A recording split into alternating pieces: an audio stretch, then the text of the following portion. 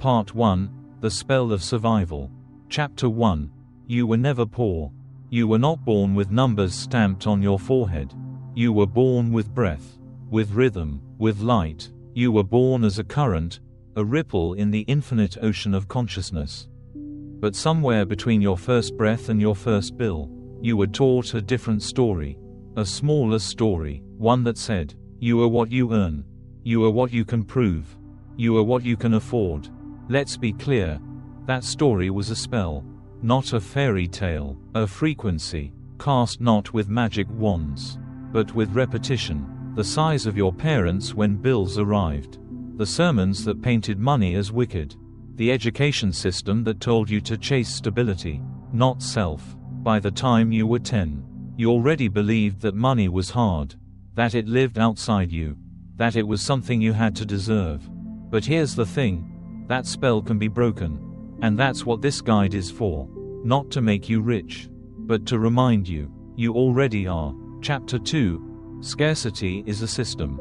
Scarcity isn't just a financial reality, it's a psychological program. Governments, religions, and institutions don't teach abundance. They teach hierarchy, obedience, sacrifice. Why? Because a being who believes money is hard to earn will trade freedom for security, will accept control in exchange for crumbs.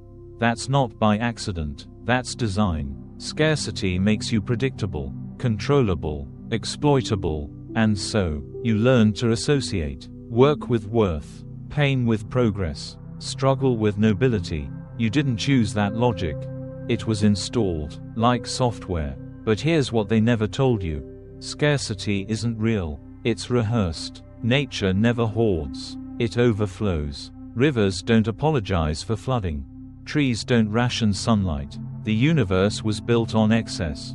So why were you taught to settle? Part 2, Money is Frequency. Chapter 3, Currency means flow. The word currency doesn't mean cash.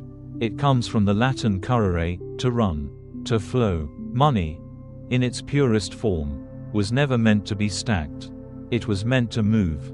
Like breath, like blood, like wind. When money flows, it energizes. When it stagnates, it suffocates. And yet, we are taught to hoard, to clutch, to fear release. Why? Because fear stops circulation, and control requires fear. But let's go deeper. Money is not just movement. It's feedback. It reflects your trust in the universe, your openness to receive, and your body knows this. Chapter 4, The Nervous System of Wealth. Money isn't just about thoughts. It's about felt safety. Every belief you hold about money is wired into your nervous system.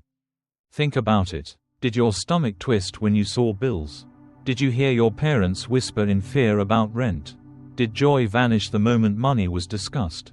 These weren't just memories. They were blueprints. Your body decided, abundance isn't safe. So now, you flinch at high prices. You shrink your rates. You undercharge. You brace for loss every time you receive. You sabotage abundance not because you're broken, but because you're unprepared. Abundance feels unsafe to a system trained in survival. So what's the solution? Regulate, rewire. Remember, you can't think your way into wealth. You must feel safe with it. Chapter 5, Rewrite the Financial Blueprint. Imagine this, a man wins the lottery. Millions, overnight wealth. Within a year, he's bankrupt. How? The outer world changed. The inner blueprint didn't. He received wealth with a nervous system wired for lack. So what did he do? He repelled it. We don't attract what we want. We attract what we are. Your financial life is a mirror of your subconscious beliefs. And here's the secret. Your subconscious doesn't listen to your words. It listens to your patterns. Want more? Become the version of yourself who knows how to hold more. That version of you speaks with clarity, spends with trust, receives without apology, sets boundaries with grace. You don't earn more by proving you deserve it. You earn more by embodying the energy that can contain it. And you build that energy through ritual. Chapter 6, The Rituals of Flow. You can't brute force energy. You have to align with it. And alignment is not just theory. It's ritual. Rituals are how you prove to your subconscious that something new is safe. They bypass logic and speak directly to your frequency. Let's begin with 3 powerful ones. 1. The circulation spell. Take a small amount of money, even just a few dollars, give it away. Silently, intentionally, joyfully. Do not post it. Do not ask for thanks. Whisper, "This proves I trust the current." 2. The receipt sigil. Next time you make a joyful purchase, not out of necessity but delight, take the receipt on the back. Write, "Money returns to me multiplied with ease." Fold it. Carry it in your wallet. Let it vibrate there. 3. The overflow envelope. Each time money comes in, take 10% and place it in a sacred envelope. Not for bills, not for emergencies, just to exist, just to say, "I have more than enough." These aren't superstitions, they are energetic passwords. Practice them consistently, and your field will begin to shift. Chapter 7. Becoming the Source. You are not here to chase money, you are here to remember, you are the source. Most people walk around like empty cups, begging to be filled, but a source doesn't need filling. It pours, it doesn't chase. It radiates. The world doesn't pay you for effort. It reflects the frequency you emit. So when you walk into a room, what does your energy say? Does it say, "I hope I'm enough"? Or does it declare, "I am already whole"? This isn't arrogance. This is energetic clarity. The person who is grounded in their worth attracts different results. They magnetize. Not manipulate. They receive, not request. To become the source, wake with intention, anchor with breath. Treat your decisions like rituals. Choose joy over justification. Stop waiting for the world to validate your value. Start vibrating from it. Chapter 8. Abundance as Identity. What would change if you saw yourself not as someone pursuing abundance, but as someone who is abundance? This is not wordplay, it is energetic identity work. Neville Goddard called it living in the end, not visualizing from desire, but from completion. So instead of saying, "I want wealth," say, "I remember I am wealth. I hope abundance finds me." Say, "Abundance is who I am." And then act accordingly. Walk slower. Speak with ease. Spend with trust. Decline with clarity. Breathe like someone who trusts the tide. Because energy doesn't respond to what you say. It responds to what you broadcast.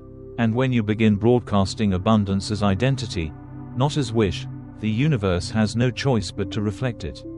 Chapter 9. The field listens. Your life is not random. It is patterned. It's not just happening to you. It is responding to you.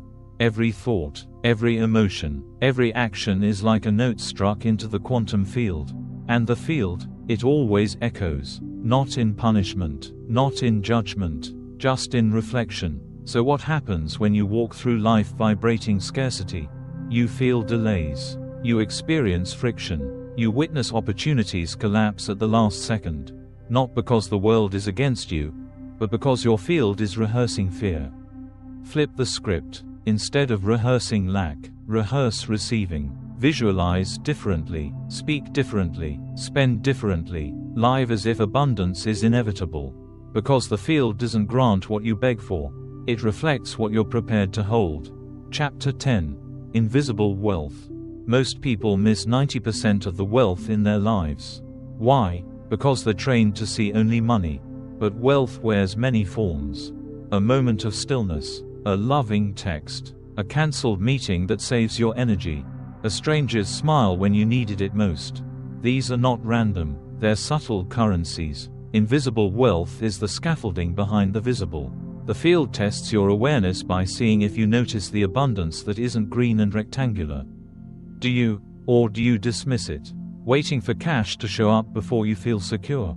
What you honor, expands. What you ignore, contracts. Train your system to recognize abundance everywhere, and it will start showing up everywhere. Chapter 11. Trust as a financial technology. We don't usually associate trust with finance. We associate it with risk, with naivety, with vulnerability. But here's a radical reframe.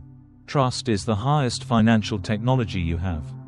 When you trust, you relax. When you relax, you receive. When you receive, you circulate. When you circulate, you signal the field that you are safe to expand. Trust is not passive. It's active surrender. And most importantly, trust is not about others. It's about you. Do you trust yourself to rise again? Do you trust your decisions? Do you trust that money returns? Do you trust the intelligence of your intuition? When you build this kind of trust, you no longer panic when the bank balance dips. You no longer tighten at unexpected bills. Because your wealth isn't in your account, it's in your field. And trust is what makes it visible. Chapter 12: Rewriting Generational Scripts. Every family carries an invisible script, a storyline repeated so often it becomes identity. In some families, it's, we work hard but never get ahead. We're not the kind of people who get rich. Money always slips through our hands. These beliefs are passed down like heirlooms. Not through words, but through size, tensions, behaviors. And you inherited them without consent. But here's the truth. Inherited beliefs are not your destiny. They're only your starting point. Your task is not to judge your ancestors. Your task is to liberate the lineage. To look at the inherited beliefs with compassion and say, it may have been true for you, but it ends with me. You are not betraying your past when you rise. You are fulfilling its deepest prayer, that the next generation would be free. Rewrite the script, not by force, but with frequency. Chapter 13: The Nervous System of Overflow. Receiving money is not difficult. Holding money, without guilt, sabotage, or fear, is where most people collapse. Why? Because their nervous systems were built for survival, not overflow. Overflow triggers alarms. Will I lose it? Do I deserve this? Will others resent me? You must retrain your body to stay calm when more enters your life. Because if your system panics at overflow, the field will respond by shrinking it.